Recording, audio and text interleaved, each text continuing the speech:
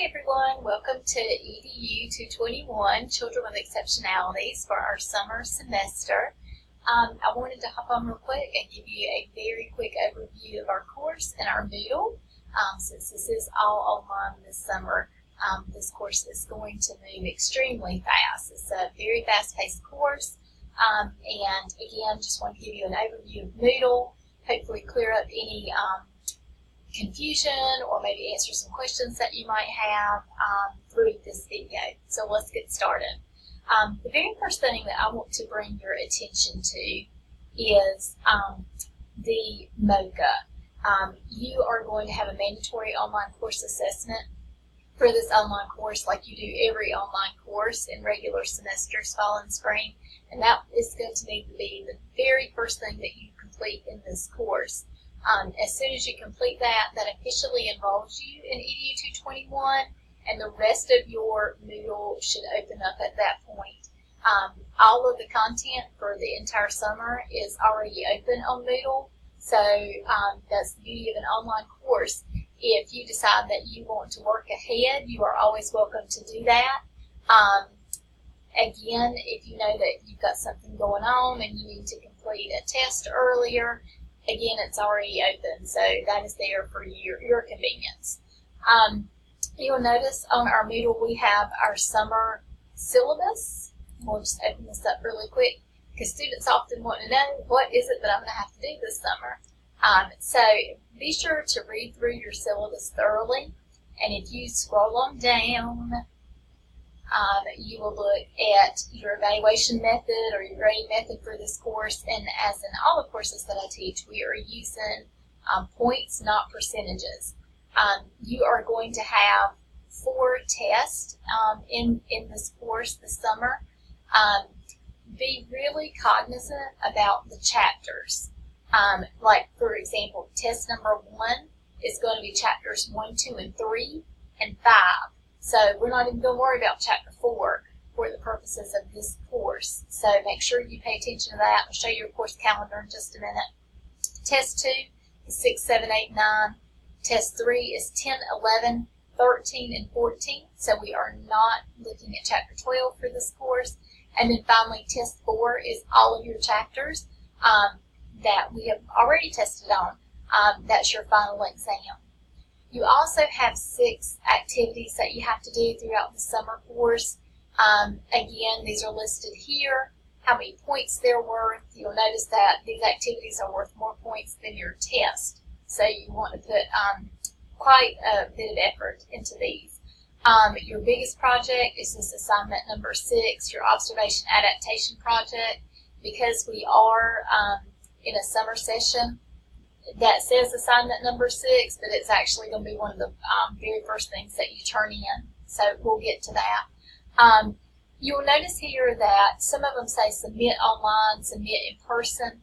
You can submit all of this online. This is an online course for the summer. So unless you just particularly want to bring something in to me, you're welcome to do that if that works best for you. But everything will be submitted online. Okay. So be sure you read through that syllabus. That's going to help you a lot as far as what the expectation is for this course. The very next thing we're going to look at is your course calendar. These are your due dates for all your required components for this class this summer. I would recommend that you print this out, put it in a notebook, put it in your refrigerator, somewhere where you can get to it very easily so that you can make sure that even if you work ahead, that's fine. You just don't want to turn things in late. Very important. So our class begins Monday the 21st. Your MOCA is due by the 24th at midnight. And then your very first assignment, assignment number 1, which you will find, again, in our Moodle, and we'll get to that, is due on that very first Friday by 11:55 p.m. Okay? Then we go into June. You see your test 1 is June the 1st. Assignment number 2 is due that Monday. It's pretty self-explanatory. We're going to talk more about this observation adaptation project, which is listed as assignment number 6, but it is kind of listed a little differently on your course calendar because school gets out June 8th for most of the districts in our area, and this is going to require you going out to a public or private school setting and observing and actually working with the child as well. So you're going to need to jump on that. Very first thing, I will be sending out an email very, very shortly indicating what you need to do in order to go observe in a school. You can no longer just walk in and say, I'm here to observe, or I'm here to volunteer. All districts now have policies and procedures that they follow. Most students who are taking this class at this time will do this project in Sampson County Schools because that's in our backyard. You do have to be approved, and there is a process there. So all that will be explained in the email that's coming out. If you live in Johnston County or Duplin County or anywhere, you're welcome to go anywhere in any county to do these observations and volunteer hours. But you need to know what the expectation is as far as the procedures and make sure that you follow those. So you can just look at the rest of this this calendar and make sure that you understand when the due dates are, what time things are due, and then finally your final exam is due July the 9th by midnight. And just kind of bringing your attention back here, this test 1 is 4 chapters. So you want to start reading the very first day. These chapters are long and they're full of lots of really good information, but you don't want to wait until the week before the test or the week of the test to start reading. That's going to be very, very important. Okay. All right, and so we can come on down here. You have a whole section dedicated to your adaptation observation project for this course. It is due on June the 11th, 2018. So it's coming up very, very shortly. The directions for the observation adaptation assignment is here. Your rubric is listed. And then just some resources there if you need to use them. And anywhere that you see a hand with a piece of paper, that's where you're going to submit your activity or your project. I will mention this to you. A brief general overview of this assignment is that you are going to go into a special needs setting. You're going to work with a special needs child, someone that has been diagnosed with a disability. And you're going to observe that student, you're going to look at maybe where the deficit is, and you're going to attempt to create an object that will facilitate learning for that child. So a very general example of that would be if the child has fine motor deficits, meaning that they cannot hold a pencil correctly, they have problems writing their name or writing things in school, you could actually look at the way that child is gripping that pencil and come up with an appropriate pencil grip for that child. Something as simple as taking tape and wrapping it around the pencil to make that pencil fatter for that child to grasp is totally acceptable.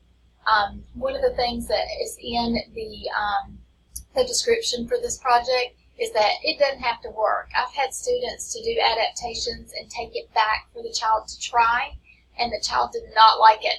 Threw it across the room. And that's okay. It's unfortunate, but that's okay. It doesn't have to be successful in order for you to get a good grade. As long as you have attempted to make something, you've taken it back to let the child use it.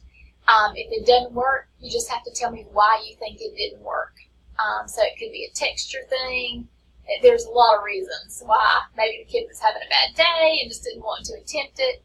But as long as you can describe that for me, you will be fine. So again, as you're going through this, I know I'm giving you a lot of information, but if you have questions, don't hesitate to reach out to me. I'm happy to answer any questions that you have. Here are your assignments. When I teach this class in a regular semester, these assignments are built into different chapters.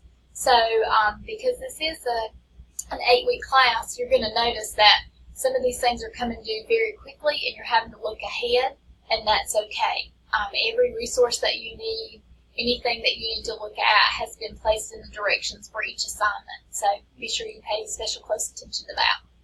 And then finally, the rest of our Moodle is simply in sequential order, going through each chapter that we're looking at. You'll always have a chapter objective, and then you'll have resource materials, supplemental materials that help you understand the content in that chapter. So this is chapter 1.